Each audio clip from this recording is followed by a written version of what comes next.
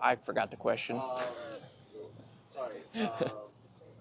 Name's Casey Gilbert, out here racing King of the Hammers 2025.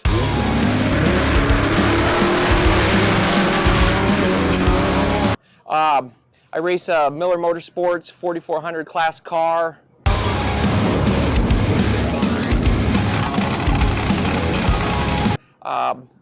40-inch tires. We run the Thret 17-inch forged beadlock wheel on it.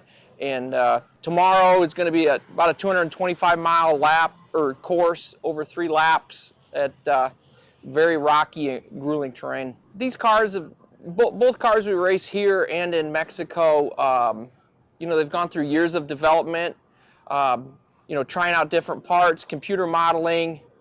They're very safe cars. They're very well built between, you know, the prep in the shop and the testing we do on the cars. We do hundreds and, you know, thousands of miles of testing on all the parts. And basically, if we don't trust in the parts, we won't put them on our car, because at the end of the day, you know, your race is on the line, you know, and your safety. Both races are very long and grueling. Baja is more of a long haul event where, you know you're going to be racing over a period of time, between 20 and 24 hours, you know, if you're doing well.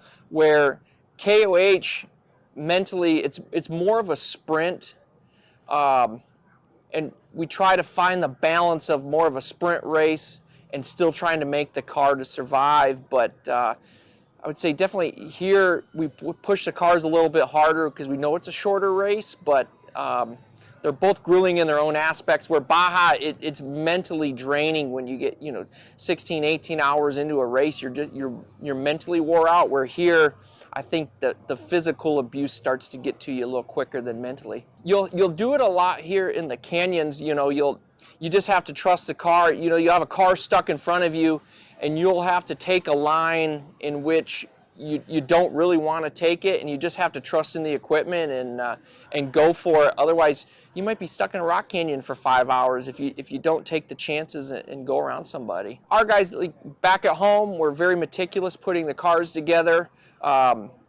Everybody who's on our team has involvement with prepping the car, preparing it. It comes down to even the little things, getting the pit equipment. Make sure your pit equipment's on point. So when we do pull into the pits, they're all prepared. They're all familiar with the car.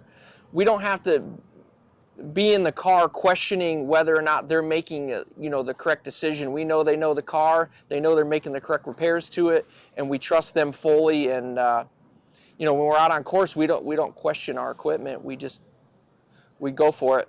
We're going to push pretty hard on the first lap because we don't want to be in the traffic jam on the second lap. Once we find our groove in the second lap, these cars are extremely fast in the rocks, and we're gonna run a hard pace, but we're gonna hope that there's some attrition.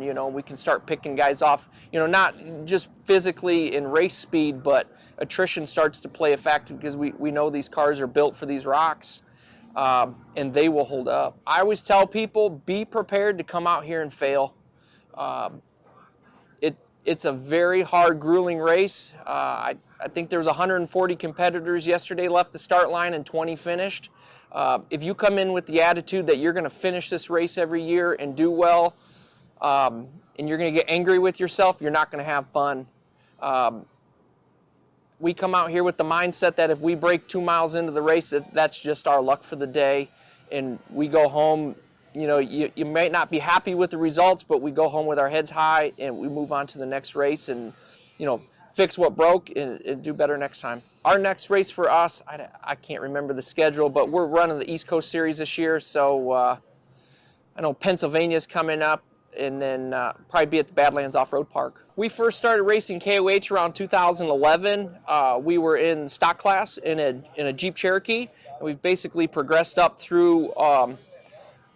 We've raced every single class here, and each year we just go home, we learn from our mistakes, we build up the car, and we've built this car up to where it is today in the 4400 class. When we come to KOH, we expect to do well. Our goal is top 5 this year. We really need to finish. I guess we expect a top 5 if we have a good day. We'd really like to win the race, and then you know, we just come out here. We love being around all of our friends. We love doing the racing, and it brings us all together. You know, there's friends that we have that we would never have if we didn't race KOH, and that's what I really like about this sport. Whenever I cross the finish line, whether it be King of the Hammers or you know, like the Baja 1000, I get this like overwhelming thought of like, oh my God, it's over. Like, you know, you've got your adrenaline going for so long, and then it just flattens out on you. And I wouldn't say it's disappointing, but it's almost disappointing that the race is over and you're not out there having fun anymore. And then, you know, and then the excitement comes, the joy you get of actually finishing a race like this. They're very tough.